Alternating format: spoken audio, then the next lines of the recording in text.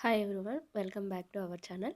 ఈరోజు మన ఛానల్లో వచ్చేసి రవ్వ లడ్డు, అది కూడా బెల్లము, పంచదార, పాలు అలాంటి ఏం యూజ్ చేయకుండా చాలా అంటే చాలా సింపుల్గా 10 నిమిషాల్లో టేస్టీగా రవ్వ లడ్డు ఎలా చేసుకోవాలో ఈ వీడియోలో చూసేయండి. అసలు ఎంత జ్యూసీగా ఉండిద్దంటే నెక్స్ట్ డే తింటే అసలు ఎంత జ్యూసీగా ఉండిద్దో, చేసిన రోజు కాకుండా నెక్స్ట్ డే నుంచి ఈ రవ్వ లడ్డు తింటే చాలా అంటే చాలా టేస్టీగా ఉండిద్ది. రవ్వకి అన్నీ పట్టి జ్యూసీగా ఉండిద్దనమాట.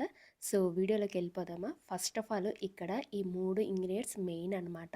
అందులో వచ్చేసి ఫస్ట్‌ది పటిక బెల్లం. నేనిక్కడ షుగర్ తీసుకోవట్లేదు. చూసారు కదా! పటిక బెల్లం అంటారు దీన్ని. ఈ పటిక బెల్లం అనేది షుగర్ కన్నా ఇది స్వీట్‌నెస్ చాలా ఎక్కువగా ఉండిద్ది. సో అందుకని 2 కప్పులకి అరకప్పు తీసుకోండి. లేదంటే మేము పంచదార యూజ్ చేసుకుంటాము అనుకుంటే 2 కప్పులకి కప్పు పంచదార యూజ్ చేయండి. సో ఇప్పుడు ఇది పలుకులు పలుకులుగా ఉంది కాబట్టి దీన్ని మెత్తగా మిక్సీ పట్టుకోవాలి. నెక్స్ట్ అరకప్పు ఎండు కొబ్బరి తురుము. ఇప్పుడు ఇక్కడ నేను సుజీ రవ్వ, సో మెయిన్ ఇదనమాట ఇది కూడా. ఇక్కడ సుజీ రవ్వ నేను 2 కప్పులు తీసుకుంటున్నాను. మీకు చూయించడానికి 1 కప్పు తీసుకున్నాను. సో 2 కప్పులు సుజీ రవ్వ. 2 కప్పులంటే నాకు ఎగ్జాక్ట్‌గా 400 గ్రామ్స్ రవ్వ పడింది. ఇప్పుడు 100 గ్రామ్స్ నెయ్యి. 400 గ్రామ్స్ కాబట్టి నాకు 100 గ్రామ్స్ నెయ్యి సరిపోయిద్ది. సో ఇప్పుడు ఈ పటిక బెల్లాన్ని మెత్తగా మిక్సీ పట్టుకోండి. నెక్స్ట్ ఒక కడాయి తీసుకొని, మనం రవ్వ ఫ్రై చేసుకోవాలి కాబట్టి ఒక కడాయి తీసుకొని అందులో నెయ్యేసుకోవాలి. ఇందాక చూయించాను కదా! 100 గ్రామ్స్ నెయ్యి పట్టిద్దనమాట. నెయ్యి తక్కువ కాకుండా చూసుకోండి. ఎక్కువైనా పర్లేదు కానీ తక్కువైతే అస్సలు తీసుకోకండి. ఎందుకంటే రవ్వ అనేది మాడిపోతది. సో ఇప్పుడు నెయ్యి మెల్ట్ అయిన తర్వాత కొబ్బరి తురుమేసుకొని, కొబ్బరి తురుము జస్ట్ 1 మినిట్ ఫ్రై చేస్తే సరిపోయిద్దనమాట. 1 మినిట్. ఈ ప్రాసెస్ అంతా లో ఫ్లేమ్‌లోనే చేసుకోండి. లేదంటే మీడియం ఫ్లేమ్ పెట్టుకోండి. హై ఫ్లేమ్ పెట్టకండి. ఎందుకంటే రవ్వ వేసిన వెంటనే మాడిపోయిద్దనమాట. అడుగు పట్టేసిద్ది. సో ఇది పచ్చి కొబ్బరి కాదు కాబట్టి డ్రై కొబ్బరి కాబట్టి త్వరగా ఫ్రై అయ్యిద్దనమాట. ఇలా ఫ్రై అయిన తర్వాత నెక్స్ట్ 2 కప్పుల ఉప్మా రవ్వ వేసి ఇది లో ఫ్లేమ్‌లోనే పెట్టుకొని రవ్వ అనేది మంచిగా ఫ్రై చేసుకోవాలనమాట. ఇక్కడ లడ్డూలో టేస్ట్ అంతా ఈ రవ్వలోనే ఉండిద్ది. రవ్వ మనము ఎంత మంచిగా ఫ్రై చేసుకుంటే లడ్డు అనేది అంత బాగా కుదిరిద్దనమాట. ఏముందిలే రవ్వే కదా అని జస్ట్ అలా తిప్పేసి తర్వాత లడ్డూలు చుట్టేస్తే ఏంటంటే మనం తినేటప్పుడు రవ్వ అనేది పంటికి తగులుతూ, పంటికి అంటుకొని తినేటప్పుడు అంత టేస్ట్ అనిపిచ్చదు.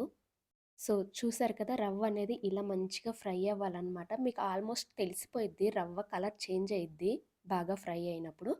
సో, ఇప్పుడు కొంచెం ఇలాచీ పౌడర్ ఏసుకోండి. నెక్స్ట్ మనం మిక్సీ పట్టుకున్న పటిక బెల్లం ఉంది కదా! ఆ పౌడర్ ఏసుకొని మిక్స్ చేసుకోండి.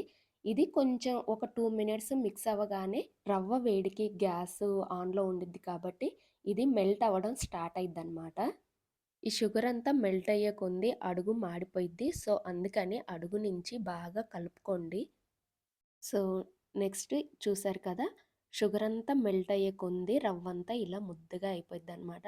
సో, దీంట్లో మనం పాలు కూడా పోయనవసరం లేదు. ఇలా ముద్దగా అయిపోయినప్పుడు లడ్డూల్లా చుట్టేసుకోవచ్చు. ఇన్ కేసు మాకు ఇలా వద్దు అనుకుంటే పటిక బెల్లం రవ్వలో స్ప్రెడ్ చేసి రవ్వ, పటిక బెల్లం మొత్తం కలిసేలాగా కలుపుకొని నెక్స్ట్ కాచి చల్లార్చిన పాలు కొన్ని పోసుకొని లడ్డూల్లా చుట్టేసుకోండి. సో, నేను పటిక బెల్లం ఏసిన ఒక 5 మినిట్స్ రవ్వని, పటిక బెల్లాన్ని మంచిగా ఫ్రై చేస్తే ఇలా ముద్దగా వచ్చిందనమాట. ఇప్పుడు స్టవ్ ఆఫ్ చేసుకొని వీటిని ఒకసారి మళ్ళీ గరిటెతోటి మొత్తాన్ని ఒకసారి తిప్పుకోండి. ఇది వేడి వేడిగా కాకుండా బాగా కూల్ అవ్వనివ్వాలి. సో, కూల్ అయిన తర్వాత కూడా లడ్డూలనేవి చక్కగా వస్తాయన్నమాట. పొడి పొడిలాడుతూ అసలేమి రావు. సో, రవ్వ మొత్తాన్ని ఇలా కలుపుకున్న తర్వాత చేతికి నూనె కానీ, లేకపోతే నెయ్యి కానీ రాసుకొని, మీకు నచ్చితే డ్రై ఫ్రూట్స్ ఏసుకోవచ్చు. లేదంటే స్కిప్ చేసుకోండి. నెక్స్ట్ ఇలా హ్యాండ్‌కి నెయ్యి అప్లై చేసుకొని, ఇప్పుడు మనకి నచ్చిన సైజులో లడ్డూల్లా చుట్టేసుకోవాలి. రవ్వ గ్యాస్ మీద నుంచి దింపిన తర్వాత ఒక 5 మినిట్స్ రెస్ట్ ఇవ్వండి. అప్పటికేంటంటే రవ్వ అనేది బాగా చల్లారిపోయి ఉండిద్దనమాట. వేడి వేడిగా చుడితే ఏంటంటే హ్యాండు బాగా కాలిపోయిద్ది. సో, అందుకని చల్లార్చిన తర్వాత ఇలా ముద్దలుగా చుట్టేసుకోండి లడ్డూల్లాగా.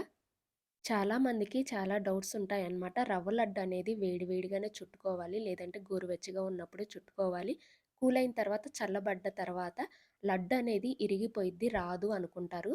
సో, అలా నెక్స్ట్ ఇలా లడ్డూల్లా చుట్టుకోండి. ఇలా కాకుండా మాకు ఇంకొంచెం జ్యూసీగా కావాలి అనుకుంటే జస్ట్ 1 టేబుల్ స్పూన్ పాలేసుకోండి. ఇలా పాలు జస్ట్ 1 స్పూన్ ఏసుకోగానే చాలా అంటే చాలా జ్యూసీగా ఉండిద్దనమాట. నేనైతే పిల్లలకి అలా ఇష్టం కాబట్టి జస్ట్ 1 స్పూన్ పాలేసాను. మాకలా అవసరం లేదు, కొంచెం డ్రై అయినా పర్లేదు అనుకుంటే నేను చెప్పిన ప్రాసెస్‌లోనే చేయండి. చాలా అంటే చాలా బావుండిద్ది. సో, ఇప్పుడు అన్నీ లడ్డూల్లా చుట్టుకొని వేరే ప్లేట్‌లోకి తీసుకోండి. లడ్డూలు చుట్టేటప్పుడు ఒక్క హ్యాండ్‌తో కాకుండా 2 హ్యాండ్స్ తోటి ఇలా గట్టిగా నొక్కి పెట్టుకుంటే లడ్డూ అనేది గట్టిగా బావుండిద్దనమాట, విరిగిపోకుండా. సో, చూసారు కదా! ఫైనల్లీ రవ్వ లడ్డు అయితే రెడీ అయిపోయాయి. సో, అసలైన రవ్వ లడ్డు అంటే ఈ రెసిపీనే. చిన్నప్పుడు అమ్మ, అమ్మమ్మ ఇలానే చేసేవాళ్ళు రవ్వ లడ్డు. నా ఛానల్‌లో రవ్వ లడ్డూలు 3, 4 రెసిపీస్ ఉన్నాయి. అవన్నీ పాలు, పంచదార ఇవేమి లేకుండా ఓన్లీ బెల్లంతో చేసినవే రవ్వ లడ్డూలు ఉన్నాయి. కావాలంటే ఒకసారి చెకౌట్ చేయండి. ఫస్ట్ టైమ్ అనమాట పాలు, పంచదార ఇవి వాడి నేను రవ్వ లడ్డు చేయడం. సో, మీ దగ్గర పటిక బెల్లం లేదు అనుకుంటే హ్యాపీగా పంచదార వాడుకోవచ్చు. బట్ ఏంటంటే పిల్లలకి ఇలా పటిక బెల్లంతో చేస్తే జలుబు, దగ్గు ఇలాంటివేవి రావన్నమాట. పటిక బెల్లం వల్ల ఏంటంటే జీర్ణశక్తి కూడా బావుండిద్ది. ఒకసారి గూగుల్‌లో సెర్చ్ చేయండి. పటిక బెల్లం వల్ల యూజెస్ అన్నీ తెలుస్తాయి. సో, వీడియో నచ్చిందని అనుకుంటున్నాను. నచ్చితే లైక్ చేయండి, షేర్ చేయండి, అలానే సబ్స్క్రైబ్ చేసుకోండి. ఓపికగా ఇంతవరకు వీడియో చూసినందుకు థ్యాంక్ యూ. ఈ లడ్డూలు ఎన్ని రోజులున్నా పాడవన్నమాట. ఈజీగా నెల రోజులైతే స్టోర్ ఉంటాయి. ఇన్ కేస్ మీరు పటిక బెల్లం వేయకుండా పాలు, పంచదార ఏస్తే ఒక 10 డేస్ ఆర్ 15 డేస్ స్టోర్ ఉంటాయన్నమాట ఇవి.